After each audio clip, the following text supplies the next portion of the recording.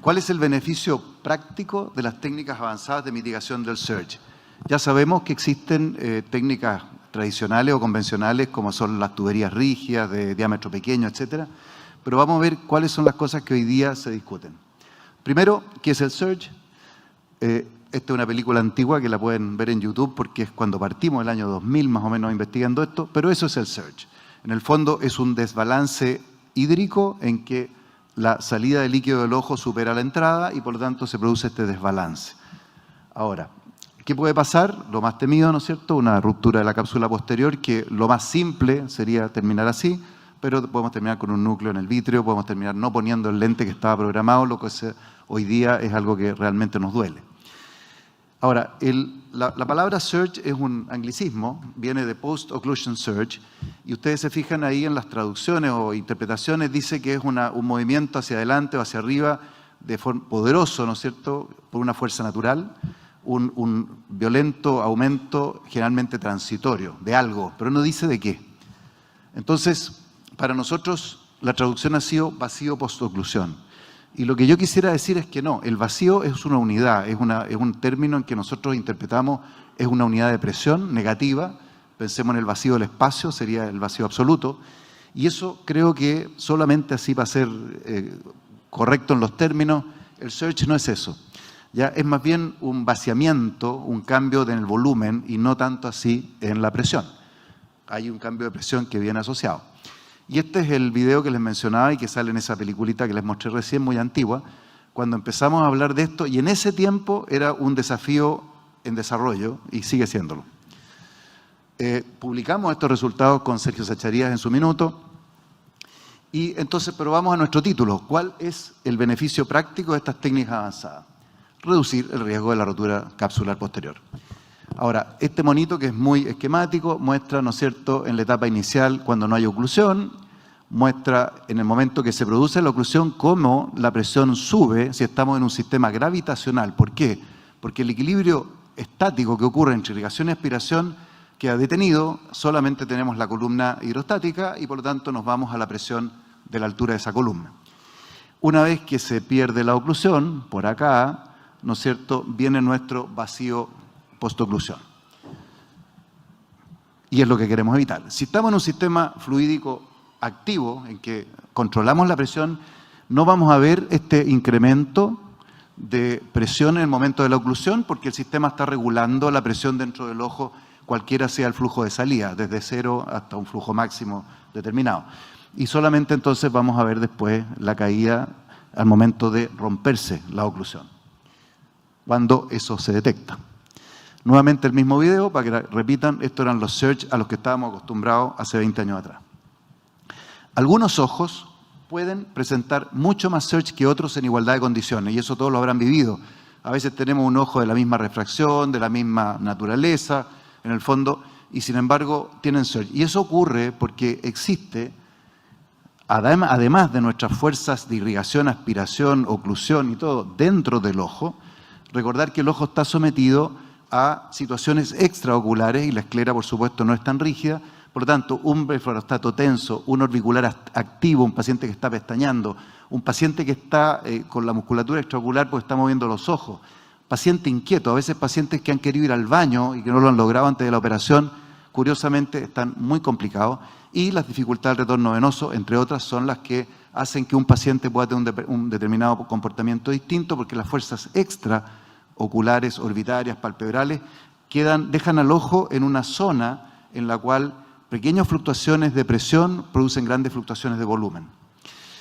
¿Cuáles son las técnicas avanzadas de mitigación de las que estamos hablando? Básicamente, y aquí voy a usar términos no convencionales, uno sería la irrigación activa, que ya lo mencionamos, y que consiste en lo siguiente. Este es el esquema clásico de la irrigación por gravedad. Un ejemplo sería el equipo Infinity, ahí está la velocidad de la gravedad, ¿no es cierto?, la resistencia de las líneas, y eso va a dar en el fondo esta curva que les mostré primero, de los sistemas hidrostáticos. Y pasando a una irrigación activa, estamos hablando de sistemas que ya no tienen la altura como un factor determinante de la presión intraocular, tiene un sistema activo en que unos motores mueven una platina, esta platina comprime una suerte de guatero donde está el VSS, y eso está controlado por un sensor de presión que está en el cassette. Y ahí se establece un loop, que se llama un loop proporcional, integrativo y derivativo, ¿no es cierto?, que hace que se pueda predecir dónde apretar para llegar a tal punto de presión intraocular, y eso está funcionando en un ciclo. El sensor de presión que alimenta este sistema está en el cassette junto al sensor de vacío que está al otro lado.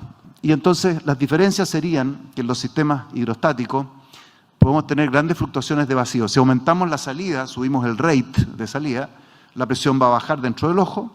Si se nos produce una oclusión, inversamente a lo que está en el gráfico, la presión va a subir a la presión de equilibrio hidrostático, ¿ya? Entonces vamos a tener esos cambios.